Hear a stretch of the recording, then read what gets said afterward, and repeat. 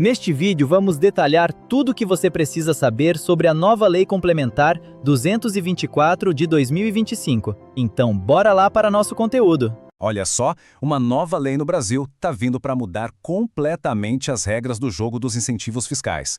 Sabe aquela forma de gasto do governo que por muito tempo ficou meio nas sombras, meio escondida? Pois é, vamos entender direitinho como essa mudança toda promete trazer mais controle e, principalmente, mais transparência para as contas do país. Então, o que seria esse tal de orçamento secreto do governo? Não é nenhuma teoria da conspiração, tá? A ideia é mais simples. São gastos que acontecem sem muita gente ver, com pouca transparência. E os incentivos fiscais são um exemplo perfeito disso. Eles funcionam quase como um orçamento paralelo, sabe?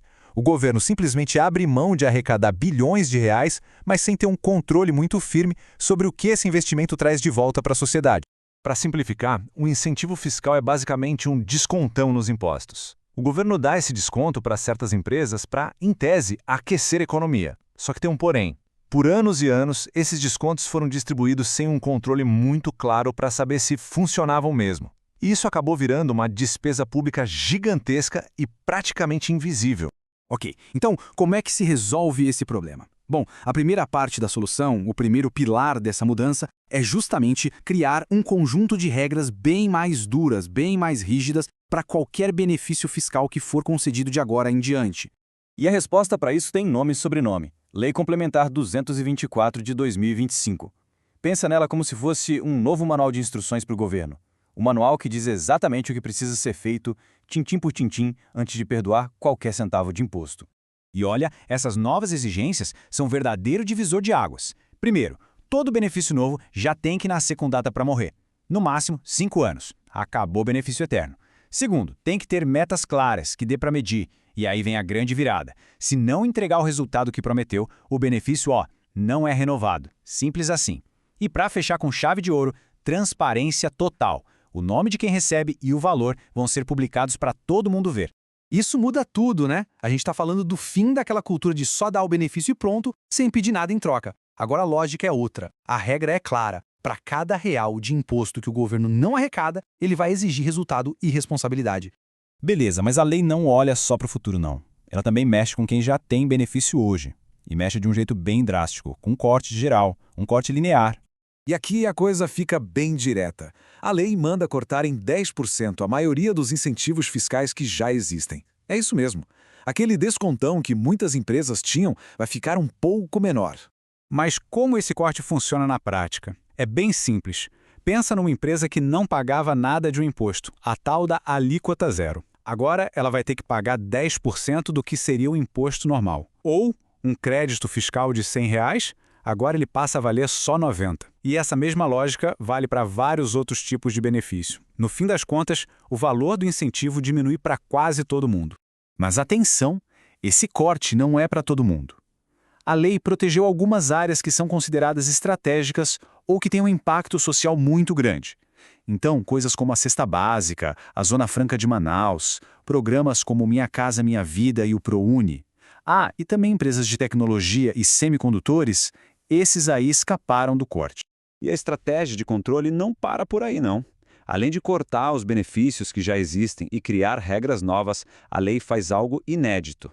Ela coloca um teto de gastos. É isso mesmo. Pela primeira vez, vai ter um limite bem claro de quanto o Brasil pode gastar, ou melhor, deixar de arrecadar com incentivos fiscais.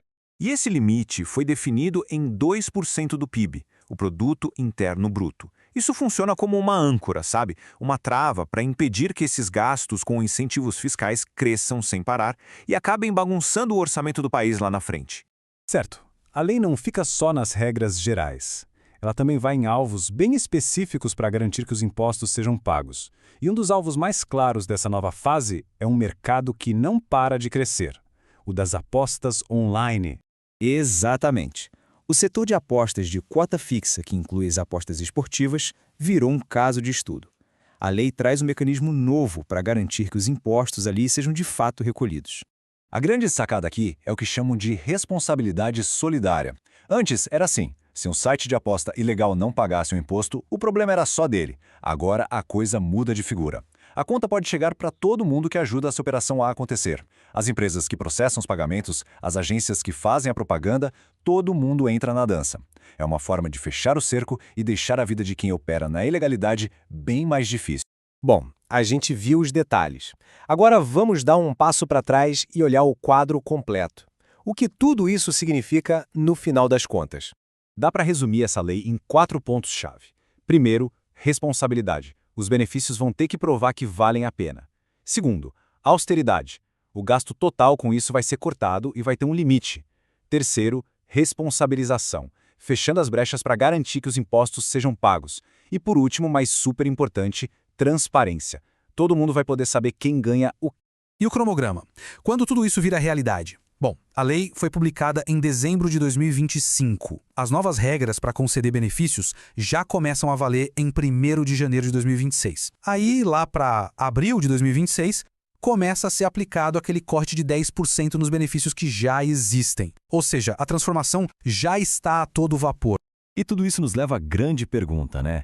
Esse controle maior, esse aperto de cinto nos benefícios fiscais, isso vai ajudar a economia do Brasil ou vai acabar atrapalhando? Será que vai trazer mais estabilidade e confiança? Ou será que corre o risco de frear investimentos importantes? Essa é a balança que o país vai precisar equilibrar nos próximos anos. E a resposta? Bom, essa só o tempo vai nos dizer. É isso que tínhamos para analisar sobre essa nova lei. Se o conteúdo foi útil, clique em gostei e siga o Mr. Tributos no YouTube, Instagram e TikTok. Te vejo no próximo vídeo.